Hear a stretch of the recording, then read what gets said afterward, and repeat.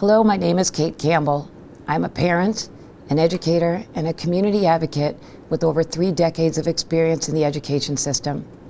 I'm running for Quincy School Committee because I care deeply about children, and now more than ever, we need leadership that will bring all stakeholders together to make a positive difference for our students.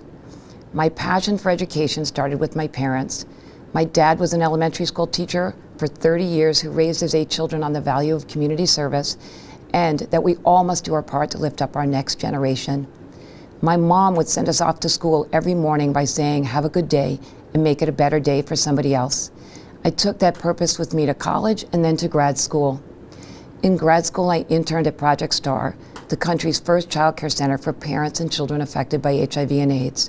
It was tough, rewarding work, and it started my career helping parents and children with special needs. After completing my master's degree in CAGS, I became an early intervention specialist and worked closely with families who need social support or who had a child who qualified for developmental services. I soon realized I loved taking on leadership roles and took a job as the director of early intervention. Part of this work involved helping children transition to public schools.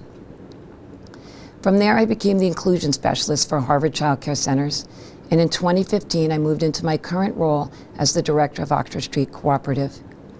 It was through my children's education that I became more intimately involved with Quincy Public Schools. I volunteered in their classrooms, began going to PTO meetings, and joined CPAC, an organization for parents of children with special needs. But my first experience with the Quincy School Committee was when my oldest child, now a junior in college, started 3rd grade. Parents were concerned about high class size and wanted to lower the number of students per classroom by hiring an additional teacher.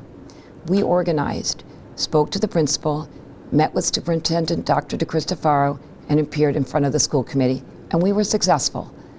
That experience demonstrated to me the power of community advocacy and the importance of collaboration. I expanded my involvement with QPS by joining the executive board of the citywide PTO and eventually becoming elected co-president in 2020. I met regularly with the superintendent's leadership team, the QEA, and school PTOs across the entire district. But my primary role was mentoring and listening to parents and advocating on their behalf on issues that impacted their students. All of this to say, I don't just talk about helping our kids, I live it. I've been a foster parent since 2010. I believe every child deserves a family and a community who loves and advocates for them. I've experienced the powerful difference it makes when a child has the right people in their corner. And that's why, when a seat opened up on the Quincy School Committee, I decided to put my parents' lessons to the test and give back through public service. When I announced my candidacy, the Patriot Ledger said I brought wide experience to the race. I believe that this is what sets me apart as a candidate. I have seen our education system from every angle, as a student, as a parent, as an educator, and even as an administrator. That's why I believe I can be a unifying voice for our school committee.